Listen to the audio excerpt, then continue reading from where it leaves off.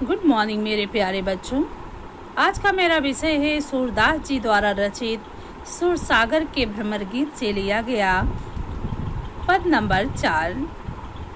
पद नंबर 4 हमारे CBSE board के काव्य खंड के पाठ 1 में है, जो सूरदास का पद के नाम से जाना जाता है। इस पद में गोपिकाएं उद्धव पर व्यंग करती हैं। उद्धव गोपिकाओं को संदेश देने आते हैं। संदेश जब देते हैं तो गोपिकाएं उन्हीं पर ही व्यंग करने लगती हैं। अपनी चतुराई से उन्हें किस प्रकार से व्यंग बाण से घायल करती हैं, आइए हम सभी देखते हैं। इसमें सबसे पहले हम लोग इसके शाब्दिक अर्थ देख लेते हैं बच्चों।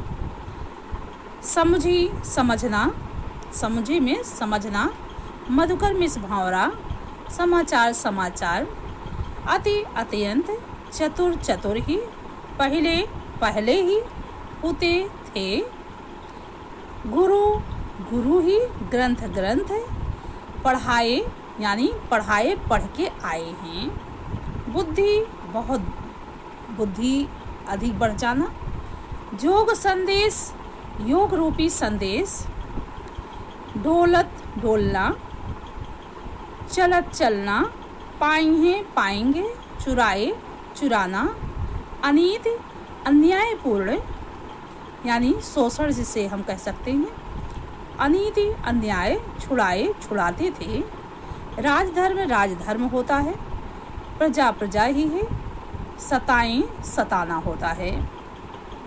आगे हम लोग अर्थ देखते हैं बच्चों। अर्थ में क्या है? हरि है राजनीति पढ़ियाए, हरि में भी श्री कृष्ण राजनीति का राजनीति है। तो गोपिकाएं उद्धव से कहती हैं, हे उद्धव, मुझे लगता है कि श्री कृष्ण राजनीति पढ़कर आए हैं। समझे बात कहत मधुकर के समाचार सब पाए। हे भौरे रूपी उद्धव, आपकी बात सुनते ही मैं सब समझ गई थी कि अवश्य ही दाल में कुछ काला है। समाचार सब पाए, आप जो समाचार लेके आए हैं वह सब हम सब समझ गए हैं। समझ गए हैं का तात्पर्य क्या होता है बच्चों? कि आपकी छल भरी जो राजनीति है, श्री कृष्ण ने जो हमारे पास राजनीति खेलकर आपको भेजा है, ये सारी बातें हम समझ गए हैं। एक अति आतुर होते पहले ही गुरु ग्रंथ है पढ़ाए, एक तो पहले ही चतुर थे, चालाक थे, और अब श्री कृष्ण यानी अपने गुरु श्री कृष्ण से राजनीति के ग्रंथ भी पढ़कर आए हैं और भी चतुराई से बातें कर रहे हैं। बढ़ी बुद्धि जानी जो उनकी, क्या कहती हैं? बढ़ी बुद्धि जो जानी उनकी, जोग संदेश पढ़ाए। हम तो श्री कृष्ण की बुद्धि का बड़प्पन भी मान गए, यानी बुद्धि जानी, बुद्धि बढ़ना अर्थात उनकी बुद्धि का बड़प्पन भी जान गए कि वो कितने बुद्धिमान हैं। जोग संदेश पठाए, उन्होंने हमारे पास निराकार ब्रह्मा का योग संदेश भेज करके कितना अच्छा कार्य किया है। कहने का तात्पर्य ये है कि उन्होंने जो हमारे पास योग का संदेश भेजा है, वो भेज करके ये ना सोच लें कि हम उनके योग के संदेश सुन करके उनसे प्रेम करना बंद कर देंगे। ऐसे वो धोखे में ना रहे, ऐसा नहीं होने वाला है। आगे क्या कहती हैं गोपियाँ उद्धव से?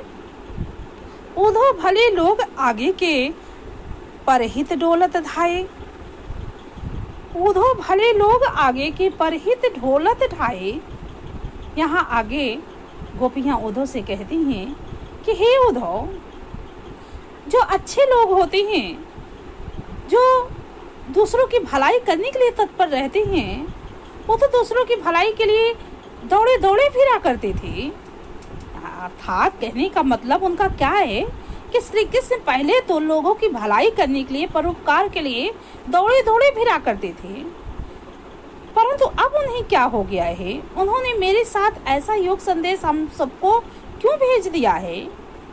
क्यों हम सबको ही सता रहे हैं? अब अपने मन फेर पाएंगे, चलत जो होते चुराए। चलो अच्छा ही हुआ, अब तो हमारा मन हमें वापस मिल जाएगा। क्या कहते हैं? अब अपने मन फेर पाएंगे, अब हमारा मन हमें वापस मिल जाएगा, चलत जो होते चुराए। जिसे श्री कृष्ण ब्रज जाते समय यानी ब्रज से मथुरा जाते समय चुरा कर लेके साथ चले गए थे। उनके इस योग संदेश को सुन करके हमारा मन हमें वापस मिल जाएगा।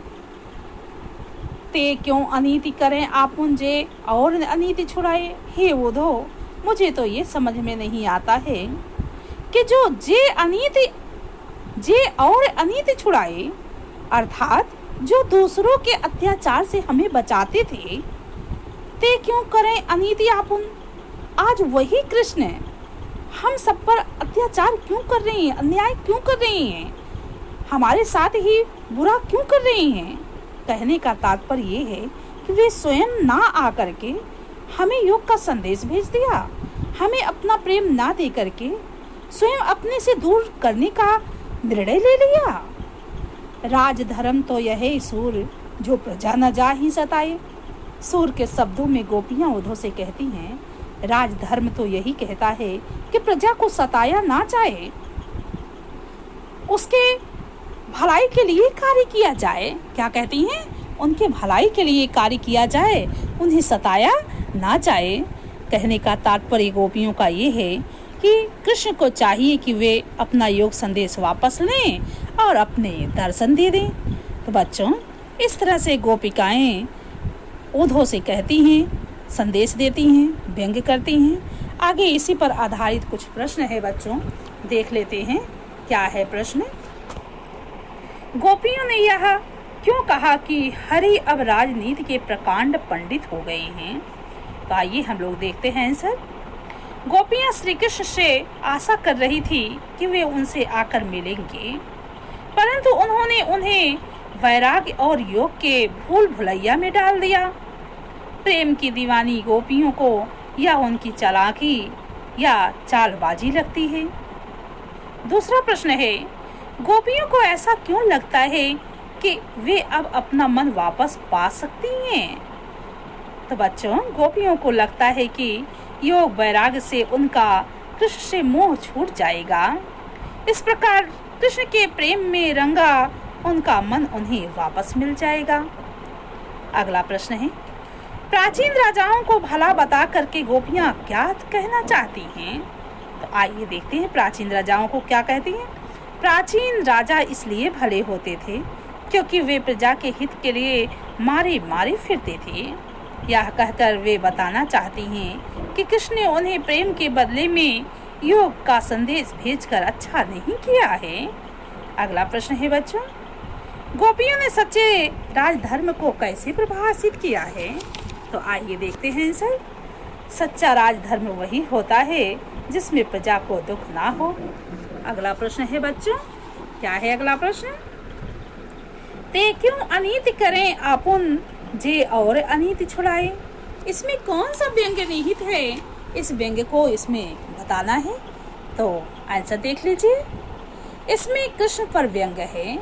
उन्होंने जीवन भर औरों के अन्याय के विरुद्ध संघर्ष किया, परंतु अब वे क्या कर रहे हैं, अब वे स्वयं उनसे प्रेम न रख करके उनके साथ अन्याय कर रही हैं। आगे है प्रश्न बच्चों, गोपियां किस पर क्या व्यंग्य कर रही हैं। तो गोपियां कृष्ण के छल पर व्यंग्य कर रही हैं। उन्हें कृष्ण के बजाय योग मार्ग को अपनाना अपने साथ सरासर धोखा जान पड़ता है। गोपियां फिर किससे क्या पालेंगी। गोपियों को विश्वास है कि जब कृष्ण से उनका मोह टूट जाएगा तो उन्हें अपना स्वाभाविक मन उन्हें वापस मिल जाएगा। पुराने जमाने में सज्जन क्या किया करते थे। पुराने जमाने में सज्जन लोगों के कल्याण के लिए भागे भागे फिरते थे। गोपियां क्या पाना चाहती हैं। गोपियां कृष्ण के दर्शन पाना चाहती हैं। कृष्ण ब्रज क्षेत्र से मथुरा जाते समय अपने साथ क्या ले गए थे। तो बच्चों, सभी को पता है, कृष्ण ब्रज से मथुरा जाते समय गोपियों का हृदय अपने साथ ले गए थे। आप सभी बच्चों पढ़ते रहिए, सुनते रहिए, शेयर कीजिए, लाइक कीजिए। धन्यवाद।